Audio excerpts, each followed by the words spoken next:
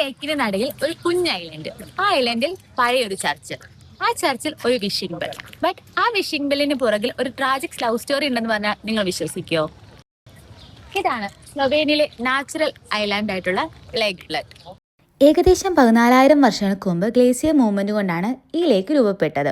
ഈ ലേക്കിന് നടുവിലുള്ള ബ്ലഡ് ഐലൻഡിലേക്ക് നമ്മൾ പോകുന്നത് ഇവിടുത്തെ ട്രഡീഷണൽ വുഡൻ ബോട്ട് ആയിട്ടുള്ള പ്ലേറ്റിനെ ഉപയോഗിച്ചിട്ടാണ് കേട്ടോ. ഇവിടെ ബോട്ട്മാൻ സ്റ്റാൻഡിംഗ് പൊസിഷനിലല്ല, ഓർ ഉപയോഗിച്ചാണ് ഇത് ഓടിക്കുന്നത്. ഐലൻഡിലെത്തിയാൽ നമ്മളെ കാത്തിരിക്കുന്നത് 99 സ്റ്റോൺ സ്റ്റെപ്സ് ആണ്. ഒരു ഫേമസ് വെഡ്ഡിംഗ് ബിലീഫ് പ്രകാരം ഗ്രൂമ് ബ്രൈഡിനെ എടുത്തുകൊണ്ട് ഈ 99 സ്റ്റെപ്സ് കയറിയാൽ മാരീഡ് ലൈഫ് ഹാപ്പി ആയിരിക്കും.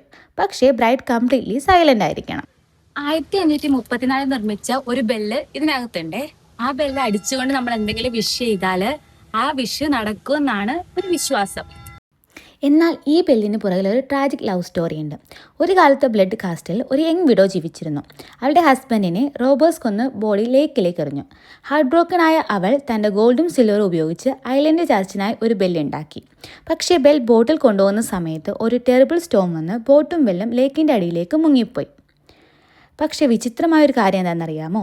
ഇന്നും ചില രാത്രികളിൽ ആ ലോസ്റ്റ് ബെല്ലിൻ്റെ ശബ്ദം ലേക്കിൻ്റെ അടിയിൽ നിന്ന് കേൾക്കാമെന്നാണ് നാട്ടുകാർ പറയുന്നത്.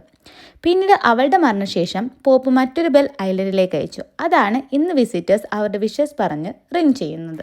ലേക്കിൽ നിന്നും 130 മീറ്റർ ഉയരത്തിലാണ് ബ്ലഡ് കാസ്റ്റിൽ സ്ഥിതി ചെയ്യുന്നത്. ഏകദേശം 1004 വർഷം പഴക്കമുണ്ട് ഇതിന്.